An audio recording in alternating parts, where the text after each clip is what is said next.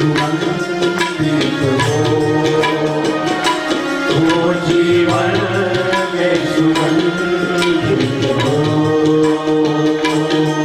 दुर्गंध निकल आए दाता तेरे सुमिरन का ओ दाता तेरे सुमिरन का ओ भगवान जो मिल जाए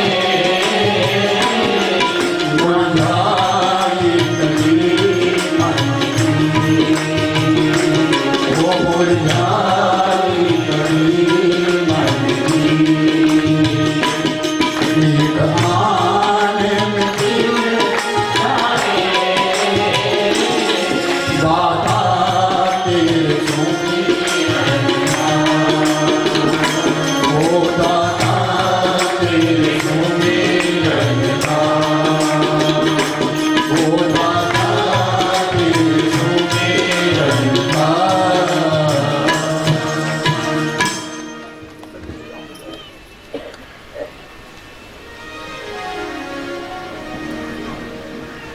निमिष की पावन धरती के ऊपर शौनक इत्यादि 88,000 ऋषि इस कथा के लिए श्रवण कर रहे हैं। तो शौनक इत्यादि 88,000 ऋषियों ने प्रश्न किया, आपने हमें शंकर जी के पुत्रों की पावन कथा सुनाई, उस कथा को हम आगे सुनना चाहते हैं। आपने कल हमारे लिए गणेश और कार्तिक स्वामी की कथा बताई है, उनका सचित्र क्या रहा? वक्रतुंडम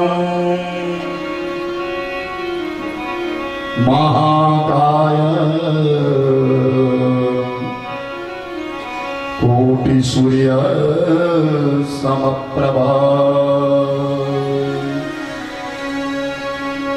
अभिगणं कुरु मे देवा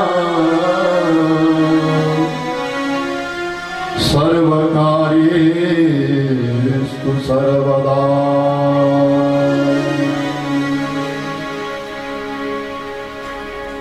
गणेश और कार्तिक के स्वामी जिनकी कथा कल आपने सुनी,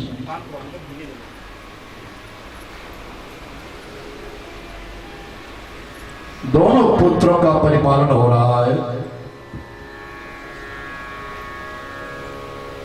कार्तिक के स्वामी और गणेश जी का कैलाश पर्वत के ऊपर भव्य स्वागत है। सब गणेशों के जो ईश है, ऐसे गणेश जी महाराज लंबोदर है, विघ्न विनाशक है और विघ्न कारक भी है। गणेश जी विघ्न भी करते हैं और विघ्नों का निवारण भी करते हैं। दोनों बालक आंगन में खेल रहे थे। भगवान शिव और पार्वती दोनों अपने कक्ष में बैठे हैं और आपस में मंत्रणा करते हैं। पुत्र बड़े हो गए,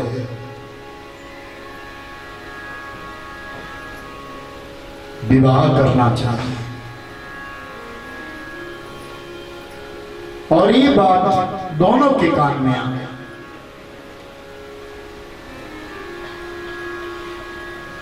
दोनों बालक दौड़ करके गए, भगवान शिव और उमा के श्री चरणों में नमन किया, प्रणाम किया, और दोनों कहने लगे हमारा विवाह करो। गणेश कहते पहले मेरा विवाह करो, कार्तिक के कहते कि पहले मेरा विवाह करो।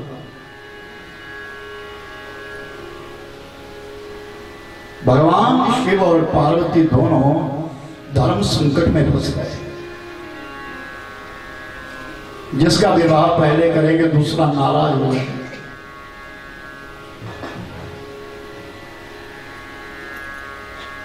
थोड़ी देर के लिए भगवान शिव विचार मौन हो गए और फिर कहा, जाओ इस धरती की परिक्रमा करो। यस्यैर्भूयदा लोके प्रवणन्ति यामैसना धर्मो रक्षन्ति यत मानव नास्यादं भुवै समा।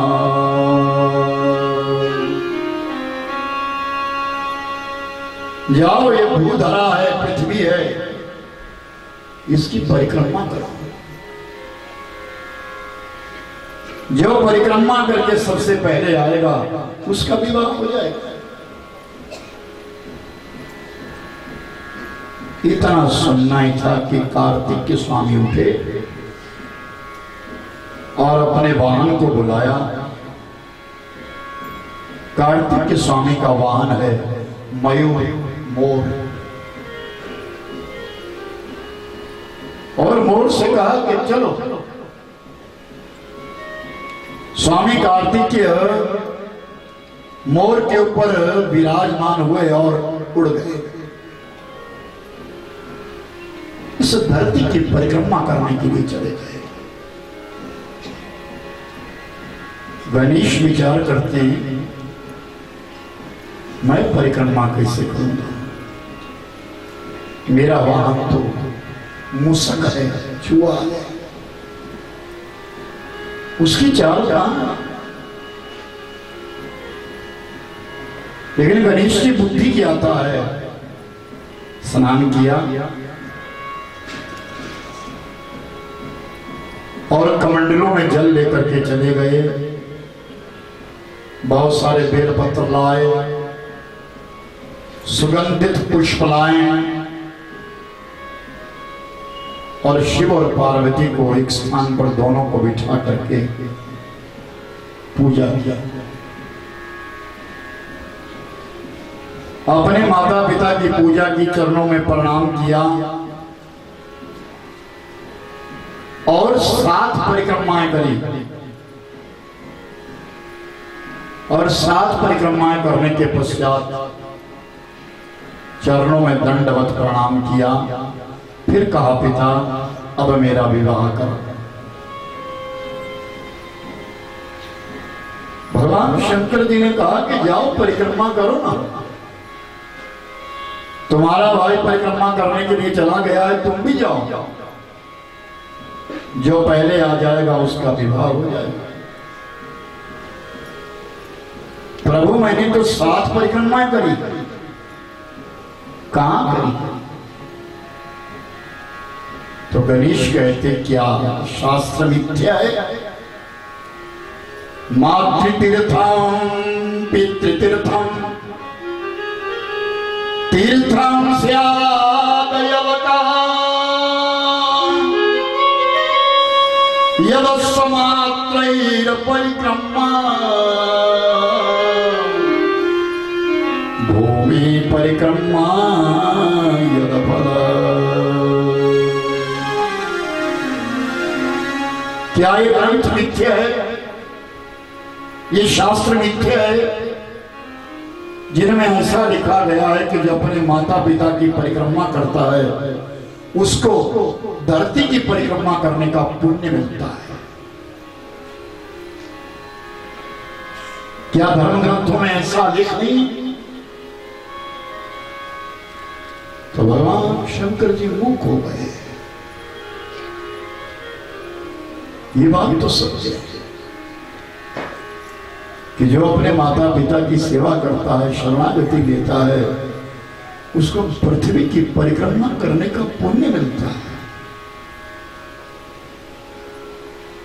वचनबद्ध हो गए।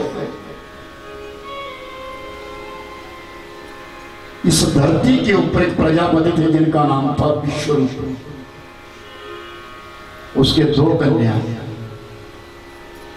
सिद्धि और बुद्धि। उन दोनों कन्याओं के संग गणेश जी का विवाह कर दिया। सिद्धि के एक पुत्र जन्मा जिसका नाम क्षेम हुआ, जिसको शुभ कहते हैं। और बुद्धि की भी एक पुत्र पैदा हुआ जिसका नाम लाभ है। जब भी कोई अपना खाता बही इत्यादि लगाता है तो उसके प्रथम पृष्ठ के ऊपर शुभ और लाभ लिखते हैं। जब कोई नूतन घर बनाया जाता है, नया मकान बनता है, तो उस पर भी शुभ और लाभ लिखा जाता है।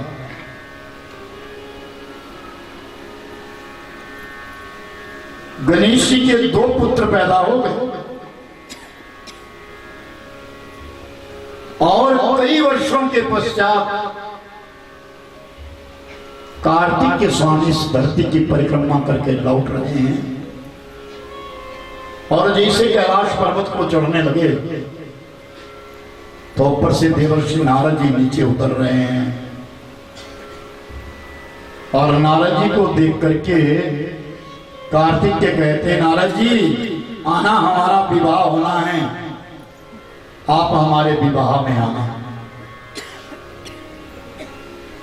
नारद जी ने कहा, कार्तिकेय तुम्हारे साथ तो धोखा हो गया, विवाह तो गणेश का हो गया, उसके तो संतान भी हो गई। और कुछ नमक मिर्च लगा करके नारद जी ने उस बात को ऐसे घुमाया, अपने माता पिता से कार्तिक के रूठ गए। आज के पश्चात कैलाश पर्वत पर जाऊंगा ही नहीं। सामने दूर एक पर्वत था जिसका नाम था क्रौंच पर्वत, और क्रौंच पर्वत के ऊपर चले गए। वहां एक शिवलिंग बनाई और उस शिवलिंग की पूजा करी। भगवान शिव और पार्वती को जब पता चला तो अपने पुत्र से मिलने के लिए क्रौंच पर्वत पर गए। और जैसे क्रौंच पर्वत के ऊपर आए तो कार्तिक के स्वामी वहां से आगे निकल गए। मैं अपने माता पिता से नहीं मिलूंगा। भगवान शिव और पार्वती अमावस्या को और पूर्णमासी के लिए उस ज्योतिर्लिंग के पास जाते हैं जिसका नाम मल्लिकार्जुन है। ऐसी वो ज्योतिर्लिंग मल्लिकार्जुन लिंग कार्तिक के स्वामी ने बसाई और जीवन में एक संकल्प लिया, मैं स्त्री का दर्शन नहीं करूंगा। आज भी हमारे यहाँ एक मंदिर है कार्तिक के स्वामी का। जब भी कोई अपने पितरों का श्राद्ध करने के लिए पिहोवा में जाते हैं, कुरुक्षेत्र से पीछे, और जब वहां पिंडदान करते हैं,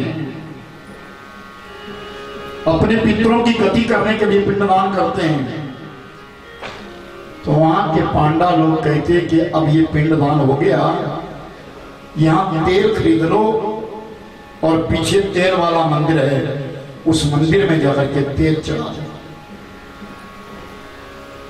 तो छोटे कटोरे में वहां तेल मिलता है, लेकिन स्त्री मंदिर में प्रवेश नहीं करती। बाहर द्वार पर लिखा है, पुरुष जाता है और कार्तिक के स्वामी के ऊपर तेल चढ़ाता है और लौट करके आ जाता है। उनका वाहन मोर, मोर ने भी ये सौगंध ली, मैं नारी का संसर्ग नहीं करूंगा, मोरनी का संसर्ग नहीं करूंगा, मेरे मालिक नहीं करेंगे तो मैं भी नहीं करूंगा। भगवान शिव और पार्वती दोनों अपने उस पुत्र के लिए, उस कार्तिक के स्वामी के लिए धन्य धन्य कहने लगे। और आज भी इस धरती के ऊपर वो भगवान शिव मिलने के लिए जाते हैं, लेकिन कार्तिक के स्वामी आगे निकल जाते हैं।